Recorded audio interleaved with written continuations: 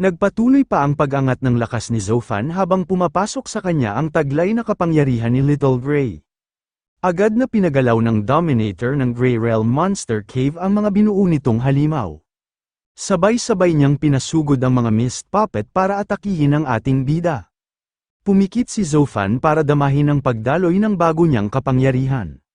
Sa bawat segundo ay mas lalo siyang nagiging pamilyar sa epekto ng pag-activate nila ng Resonance Link ni Little Gray. Pinangunahan ng isang Mist Puppet ang pag-atake pero napakadali lang itong naiwasan ng ating bida. Nagawa ito ni Zofan kahit na hindi pa niya iminumulat ang kanyang mga mata. Nagtaka ang Mist Puppet noong makita nito na nasa likuran na niya ang inatake niyang target. Magkakasabay na muling umatake ang dalawang bersyon ng mga halimaw na binuo ng Monster King ng Grey Realm Monster Cave. Nagsalita ang ating bida na ibang-iba na nga raw siya ngayong gamit na niya ang Resonance Link. Sinabi ng War God System na sumanib na nga raw si Zofan kay Little Gray at nakakuha nga raw ito ng skill na Emperor's Wrath. Ang skill na ito ay may kakayahang patigilin ang target at nagagawa rin itong pahinain ng 15% ang lahat ng mga kalaban. Ang epekto nga raw ng skill na ito ay mababawasan depende kung gaano kataas ang level ng mga targets na paggagamitan nito.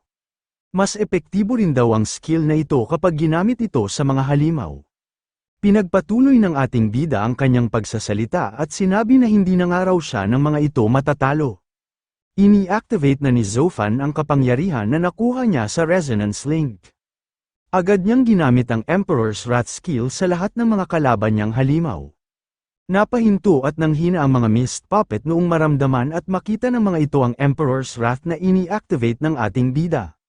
Maging ang Dominator ng Grey Realm Monster Cave ay naramdaman din ang bagong kapangyarihan ni Zofan. Naisip ng halimaw na nag-anyong matanda na maging sa kanyang araw ay medyo umepekto rin ang kapangyarihang ito. Habang nag-a-activate ng isang skill ay sinabi ng ating bida na ito na nga raw ang tamang oras. Pinakawalan na niya ang mas pinalakas niyang battle sword technique na tinatawag na Stormy Sword. Tinamaan ang lahat ng mga Mist Puppet ng mga naglalakasang sword blade na nagmula sa pinakawalan na skill ni Zofan. Naisip ng Monster King ng Grey Realm Monster Cave na hindi niya nga raw inasahan na magagawa ng isang tao na magamit ang kapangyarihan ng isang halimaw na may Emperor Bloodline. Pumanaog na ang ating bida matapos nitong maubos ang lahat ng mga halimaw na gawa sa kulay abong hamog. Nagtanong siya sa Dominator na nag-anyong matanda kung bakit nga raw hindi na nabuo muli ang mga kalaban niyang Mist Puppet, nagtanong na rin siya kung tapos na ba raw ang kanyang espesyal na pagsasanay. Sumagot naman ng oo ang Dominator at sinabi na sobra-sobra na nga raw ang pagpasa ni Zofan, talagang pinapahanga nga raw siya ng talento nito. Nagpasalamat na ang ating bida sa kaharap niyang Monster King, at sinabi niya rin na napakalaki nga raw nang nakuha niya ngayon ang dahil sa ibinigay nito sa kanya na espesyal na pagsasanay. Sumagot naman ang Dominator nang ginawa niya nga raw ito para suklian ang tulong na natanggap ng kanyang mga apo. Kung tutuusin nga raw, nung umpisa ay medyo minaliit pa niya ang kakayahan na taglay ng ating bida. Naglabas ng isang bilog na bagay ang Dominator ng Grey Realm Monster Cave at sinabi na gusto niya nga rin daw itong ibigay kay Zofan bilang pagpapaabot ng lubos niyang pasasalamat. Nagtaka ang ating bida noong bigla na lang pumasok sa kanyang katawan ang ibinigay sa kanyang bagay ng Dominator. Napapaisip si Zofan kung bakit nga raw bigla na lang nag-iba ang hugis nito at naging isang sword pendant. Nagpaalam na ang Dominator at sinabi na sa talento nga raw na mayroon ng ating bida, ay malalaman rin ito ng kusa kung saan ito magagamit ang ibinigay niyang regalo. Bago ito tuluyang naglaho ay sinabi pa nito sa ating bida na baka nga raw sa sunod nilang pagkikita ay magkakaaway na sila. Naisip ni Zofan na hindi niya nga raw inasahan na ganoong pala kalakas ang Monster King na naghahari sa Grey Realm Monster Cave. Nagtanong ang kakagising pa lang na Wasp King kung ano nga raw ang nangyari, bakit nga raw parang may bakas ng labanan doon. Pagkarating ng ating bida sa Jinhai City ay agad itong sinalubong ng isa sa mga tauhan na pinadala ng Mercenary Association. Ikinwento nito sa kanya ang lahat ng mga impormasyon na kanilang nakalap. Sinabi ni Zofan na tama nga raw pala ang hinala ng lahat na kagagawan nga ito ng isang halimaw na nagmula sa Flaming Inferno Monster Cave. Napansin ng ating bida ang sabay-sabay na paglabas ng maraming tao sa loob ng isang nakabukas na gusali. Naisip niya na tama nga raw ang sinabi sa kanya ng kanilang presidente na maraming organisasyon ang nagpapunta doon ng kani-kanilang kinatawan para magsagawa ng investigasyon. Napaisip si Zofan kung siya lang ba raw ito, bakit nga raw kaya kanina pa siyang hindi mapalagay simula nang dumating siya doon. Siguro nga raw ay epekto lang ito ng kanyang hangover o ng kanyang pagod sa natapos niyang pakikipaglaban nitong gabi. May biglang dumating na lalaki at sinabi na sila na nga raw mga taga Jinhai City ang bahala sa nangyaring insidente. Sinabi rin nito na maaari pa rin naman daw magpunta doon ang mga tagalabas para mag-imbestiga. Pero wag nga raw ang mga itong magiging sagabal sa kanila. Ngayon pa nga lang daw ay ipinapaalam na niya na ang mga problema ng Jinhai City ay nasa ilalim na ng pangangalaga ng kanilang angkan na fan family. Maaari na nga rin daw ang mga itong tumabi o magsibalik na lang kung saang lugar sila nagmula. Huwag nga raw siya ng mga itong sisisihin kung mabastusan ang mga ito sa kanya. Sinabi ng isang lalaki na nagmula sa ibang organisasyon na talagang napakayabang nga raw ng mga dumating na taga-fan family ng Jinhai City. Sumang-ayon din ang katabi nitong lalaki, ngunit sinabi rin ito na kahit ayaw niya man daw aminin pero may karapatan rin naman daw ang mga ito para maging mayabang. Nagtanong si Zofan sa lalaki miyembro ng Mercenary Association kung sino raw itong dumating na ito. Sumagot naman ang lalaki na ito nga raw ay si Fan Gang, ito nga rin daw ang top genius ng fan family na isa sa top 3 families ng Jinhai City. Binanggit din ng lalaki na nasa level na nga raw ng peak Novice War God ang lakas ni Fan Gang. Nagtanong ang ating bida kung kabilang rin daw ba sa tatlong great families ng Jinhai City ang angka ng Mu family at ng Gu family. Sumagot naman ng oo ang lalaki, sinabi rin ito na narinig nga raw niya na gusto ng fan family na bumuo ng relasyon sa Mu family. Sinusubukan nga raw ng mga itong ikasal si Fan Gang sa isa sa mga miyembro ng Mu family na si Mu Yinye. Nainis si Zofan matapos niyang marinig ang balitang ito. Nagtaka naman ang lalaki kung bakit nga raw parang bigla na lang nagalit ang kanilang Golden Emblem Deacon. Bigla namang nagkaroon ng kakaibang pangyayari sa bungad ng Jinhai City. Agad na naghanda ang lahat sa pagdepensa sa posibilidad na baka nilulusob sila ng mga kalaban. Nabalot ng kakaibang kapangyarihan ang kampo kung saan nagtipon-tipon ang mga tao na nagsasagawa ng investigasyon. Nagtataka ang ating bida kung nasaan ang araw kaya sila ngayon. Bigla na lang nagbago ang kanilang kapaligiran at parabang napadpad sila sa isang nagliliyab na kagubatan. Napapaisip ang mga kinatawa ng iba't ibang organisasyon kung isa lang ba raw itong ilusyon. May nagsabi pa na baka nga raw kagagawan din ito ng halimaw na nabalitaan nilang lumusob sa labas na bahagi ng Jinhai City. Iniisip nila kung ano nga raw kaya ang lebel ng halimaw na kayang gumawa ng ganoong klase ng kapangyarihan. Nabahala si Zofan dahil wala nga raw na-detect ang kanyang sense skill na anumang presensya ng ilusyon, napapaisip siya kung totoo ba raw talaga itong mga nakikita nilang ito. Nakumpirma ng ating bida na tama ang kanyang hinala, noong sabihin ng Wasp King na mag-ingat daw ang kanyang Master Zofan dahil hindi nga raw ito isang ilusyon. Agad na sinabihan ni Zofan ang isang lalaki na sabihin sa iba pang naroon na miyembro ng Mercenary Association na lumapit lang sa kanya at wag na wag hihiwalay. Napalingon ang ating bida sa isang direksyon kung saan siya may nararamdaman na pagbabago ng enerhiya. Sinabi ng isang babae sa isa niyang tauhan ang mga sunod na kailangan nilang gawin. Ang babaeng ito ay si Gu Zhaohan, ang top genius ng Gu family at isang Novice War God level. Nagtaka si Gu Zhaohan kung sino nga raw ang binata na papalapit at nakatingin sa kanya. Nagpatuloy sa paglalakad si Zofan habang hinahanap kung saan nagmumula ang nararamdaman niyang kapangyarihan. Huminto lang ito sa paglalakad noong natukoy na niya kung saan nagmumula ang nararamdaman niyang ito. Nagtatanong naman si Gu Zhaohan kung naririnig ba raw siya ng ating bida. May biglang umatake mula sa direksyon kung saan nakatingin si Zofan. Agad siyang naghanda para saluhin ang pag-ataking ito. Iniiwas ni Gu Zhaohan ang ulo nito noong mapansin niya ang pag-akma ng kamay ng ating bida. Nagulat na lang si Gu Zhaohan noong mapagtanto nito na may umatake pala sa kanya ng palihim, hindi niya man lang daw naramdaman ang pag-ataking ito. Nagsunod-sunod pa ang pag-atake mula sa loob ng kagubatan. Nakapaghanda agad ang iba noong makita nila ang ginawa ng ating bida, pero ilan din sa kanila ang hindi na nakaiwas ng dahil sa dami ng mga bumabagsak na pag-atake. Matagumpay na nadepensahan ni Fan Gang ang kanyang sarili mula sa mga sandata na ipinang-atake sa kanila. Nagalit ito at sinabi na sinong araw ang mga walang hiya na gusto silang i-ambush. Inatake ni Fangang ang direksyon kung saan nagmula ang mga ipinangatake sa kanilang sandata. Doon na nila nakita ang mga halimaw na umatake sa kanila. Ang mga halimaw nga raw pala na ito ay ang mga Flaming Inferno Serpent. Ang mga halimaw na ito ay mga S-class monsters na naninirahan sa Flaming Inferno Monster Cave. Nakilala ang mga ganitong klase ng halimaw sa laki ng iniwan ng mga itong pinsala sa mga tao, noong huling beses na nagkaroon ng large-scale monster wave sa bansa. Naisip ni Zofan na ang bilang nga raw ng mga nasa harapan nilang Flaming Inferno Serpents ay aabot hanggang sa 100. Mahihirapan nga raw silang makipaglaban dahil sa mas madami ang bilang ng mga halimaw kaysa sa kanila. Napaisip ang ating bida kung talaga bang nalulusaw ang sibat na ipinapangatake ng mga Flaming Inferno Serpent. Mukhang may kakaibang araw dito. Nagulat ang lahat noong bigla na lang nagsiatras ang mga nakikita nilang Flaming Inferno Serpents. Sinabi ng isang lalaki na hindi rin daw maganda para sa kanila ang ginawa ng mga itong pag-atras. Kilala nga raw ang mga halimaw na ito sa pagiging tuso at pag-atake ng palihim. Iminungkahi ng isang lalaki na kailangan nga raw nilang maging maingat dahil malamang nga raw ay mas malaking panganib pa ang sunod nilang kakaharapin. Nagbabala naman ng isang lalaki na wag nga raw nilang iisipin na isa lang itong ilusyon, sa sandaling mamatay nga raw sila doon ay talagang patay na sila.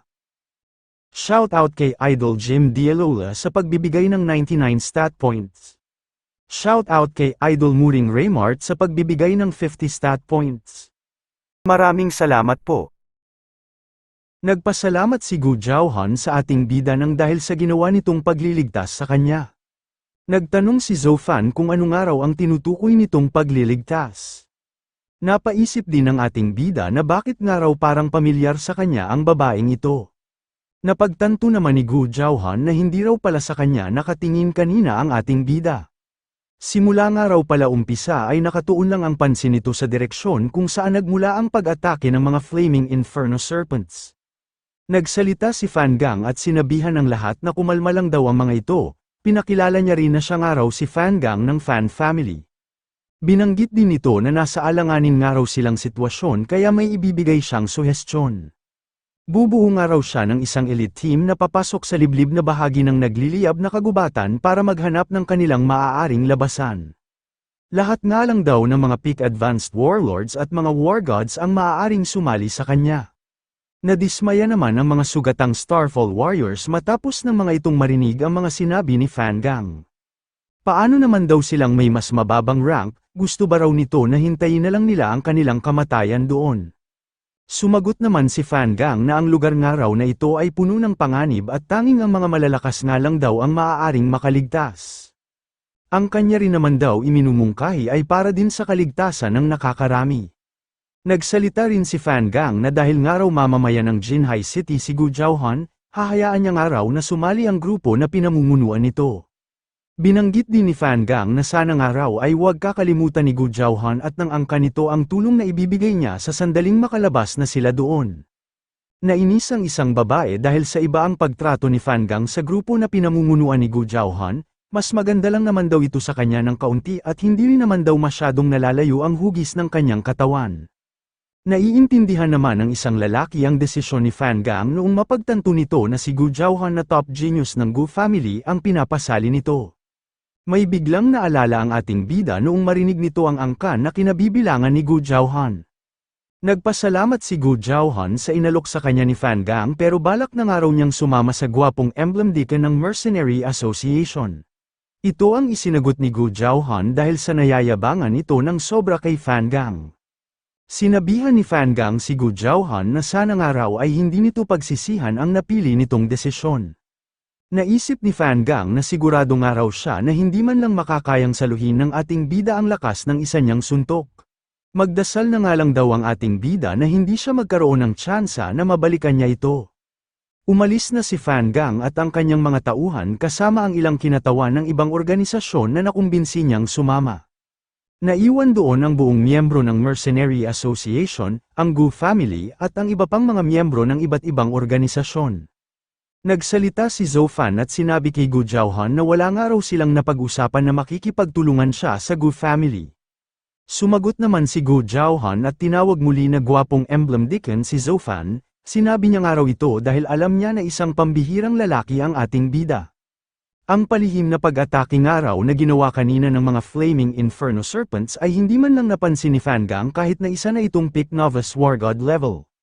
Pero sa lahat nga raw ng naroon ay ang ating bida lang ang unang nakapansin nito. Sinabi rin ni Gu Jiaohan na hindi rin naman daw tutunganga doon ang kanilang Gu family. Napaka-critical nga raw ng kanilang sitwasyon, magiging mas malakas nga raw silang team kapag pinagsanib nila ang kanilang mga puwersa. Pinamunuan ni Zofan at Gu Jiaohan ang pagpasok sa nagliliyab na kagubatan kasama ang mga naiwang miyembro ng iba't ibang organisasyon. Naisip ni Zofan na sa ganoon nga raw kapanganib na lugar, ay mas mabuti nga raw na makipagsanib puwersa siya sa mga taga-Gu family. Sinabi ni Gu Jiaohan sa ating bida na ngayon nga raw na magkakampi na sila, bakit nga raw hindi pa rin ito sinasabi sa kanya kung ano ang pangalan nito? Napahiya naman si Zofan dahil nakalimutan niya nga raw palang magpakilala. Hindi na rin siya agad nakasagot nung may bigla na lang siyang naramdaman. Agad na umatake ang ating bida sa direksyon kung saan nagmumula ang naramdaman niyang ito. Agad na kumilos ang mga nagtatagong halimaw noong matunto ni Zofan ang kanilang pinagtataguan. Nagulat na lang ang iba noong makita nila na may tinamaang halimaw ang ating bida. Agad silang nagsihanda dahil mga A-rank monsters nga raw ang mga halimaw na ito na tinatawag na Fire-Eyed Lizard.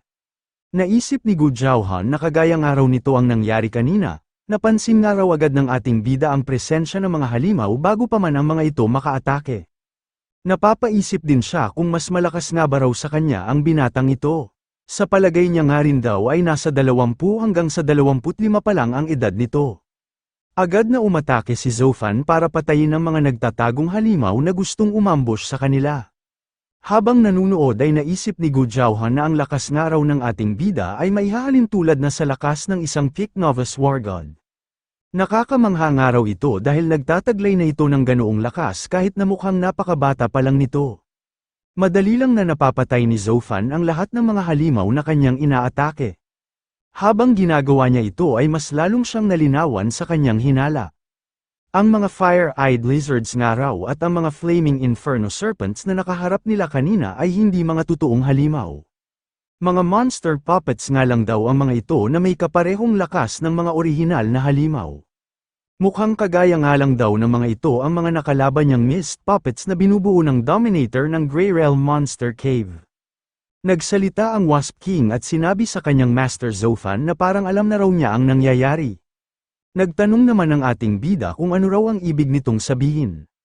Sinabi ng Wasp King na ang mga Fire-Eyed Lizards nga raw ay mukhang ginawa lang ng isang high-level Monster King, at mukhang kagagawan rin daw nito ang nagliliyab na kagubatan kung nasaan sila ngayon.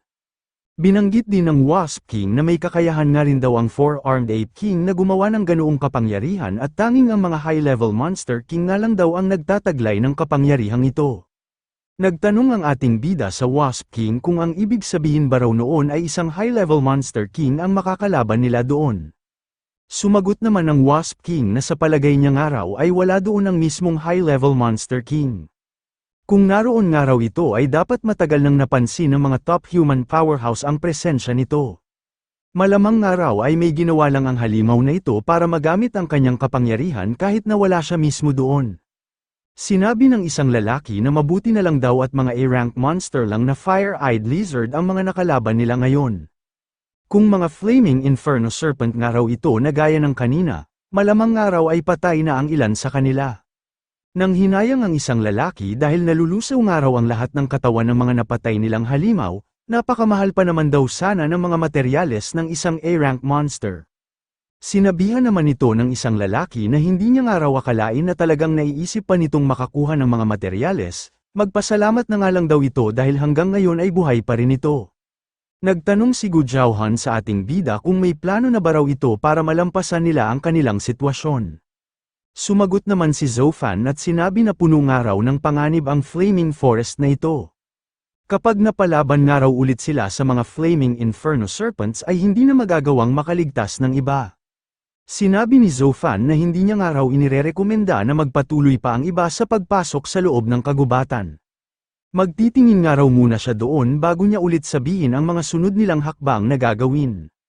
Naisip ni Gu Zhaohan na mukhang hindi nga lang daw gwapo at malakas ang binatang emblem deacon ng Mercenary Association, napakahusay rin daw nitong mag-isip at gumawa ng desisyon.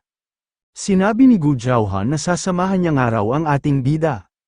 Kapag nagtulungan nga raw sila ay mas mabilis nilang matitingnan kung ano talaga ang kanilang sitwasyon. Nagtanong si Zhou Fan kay Gu Zhaohan na kung sasama nga raw ito sa kanya, sino nga raw ang magpoprotekta sa mga maiiwanan nilang kasama. Kapag umalis nga raw si Gu Zhaohan ay manganganib ang buhay ng mga ito sa sandaling may makaharap sila na mga Flaming Inferno Serpents.